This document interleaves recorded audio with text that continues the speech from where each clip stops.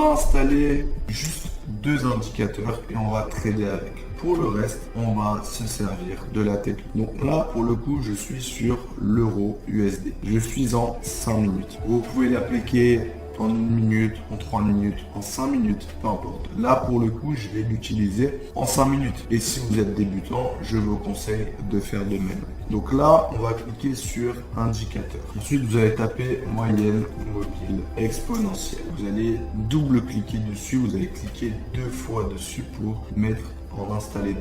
Ensuite, pour ce faire, on va venir les paramétrer. Donc là, on va paramétrer la première. Ici, vous mettez, par exemple, vous mettez, je sais pas, en vert. Ok, vous mettez celle-ci en vert.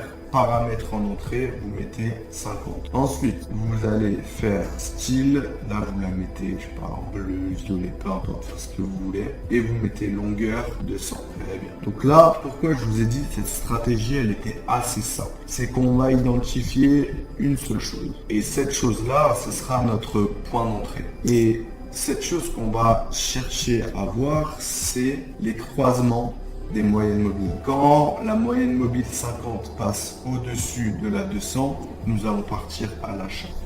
Quand à l'inverse, la moyenne mobile verte, enfin la moyenne mobile 50 passe en dessous de la moyenne mobile de 100, on va partir en vente, tout simplement. Et regardez, juste observez avec moi. On peut voir que ici, on a observé un croisement. Et après ce croisement-là, il s'est passé quoi? Le marché a pumpé et il a pris plus de, vous allez voir avec moi, il a pris plus de 1,3%.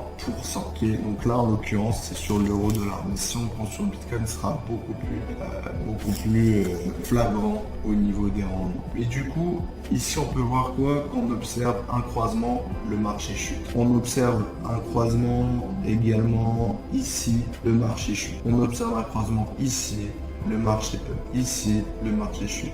Ici, le marché là, le trend là, par contre, n'est pas passé. Ensuite, ici, le marché descend. Ensuite, dernier croisement encore. Ici, le marché a explosé. Donc là, vous commencez à comprendre. Et c'est ça qu'on va trader. Mais il vous manque un élément. Et cet élément-là, c'est les points d'entrée et les points de sortie. Tout simplement, on va faire de l'analyse technique pour déceler nos points d'entrée et points de sortie. Ok, donc pour ce faire, je vais partir, admettons, en replay, on va aller un peu plus loin et on va faire quelques trades ensemble. Donc ici, là, on a eu un croisement, on va se mettre pile sur le croisement, ok, pour vous mettre en situation.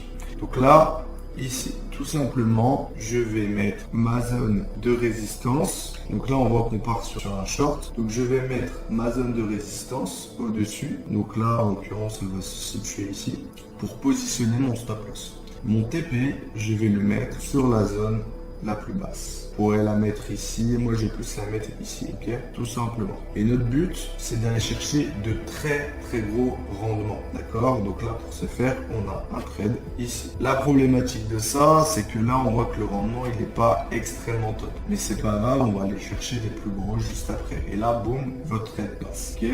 Ensuite, on va attendre quoi? On va attendre le prochain croisement. Donc là, ça peut durer quelques temps, ok. Donc là, on attend. Là, on attend le prochain croisement. On voit que ça va repartir, Donc là, vous avez vu, j'ai été vraiment conservateur. Mon TP, j'aurais pu le mettre beaucoup plus bas. On peut voir que ici, ça a été énorme. J'aurais vraiment pu le mettre beaucoup plus bas. Ok. Donc là, on attend le prochain croisement.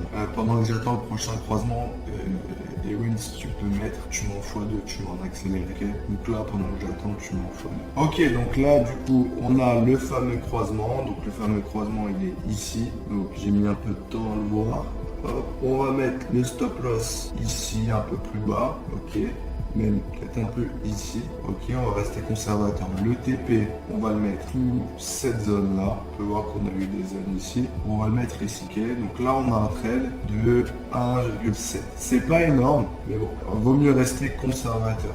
Ok, vaut mieux prendre un peu pour l'instant plutôt que d'être dans l'exagération. Donc là on attend. Ok, donc là on a le trade le TP qui passe ici. Donc là, on a un trade qui repasse. Ce que je fais de nouveau, c'est que je vais attendre le prochain croisement pour rentrer en position. Donc là, éventuellement x2. Donc là, ici, on a un croisement qui arrive. Hop, ici, ça a croisé. Ok.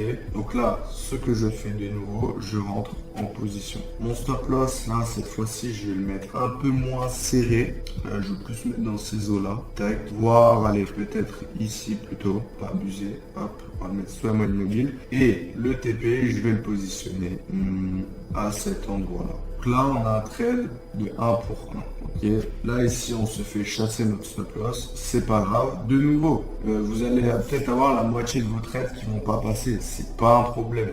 Ok. De nouveau, chaque trader ne fait pas 90% de réussite. Donc là, on attend le prochain croisement. Ok. Donc là, on a un nouveau croisement qui se fait. Je rentre en position, tout simplement. Je vais mettre mon stop loss pile en dessous de la zone de support. Tac. Ensuite, je vais mettre mon TP. TP, je vais le mettre ici. Peut-être le mettre le plus haut et serrer un peu le stop loss pour avoir un petit risque reward sympa. Et là, j'ai peut-être été un peu trop conservateur, mais c'est pas grave. De nouveau, vous êtes débutant, vous ne savez pas. Je pars du principe que vous êtes débutant, vous ne savez pas exactement comment positionner vos stop loss, etc. Donc là, boum.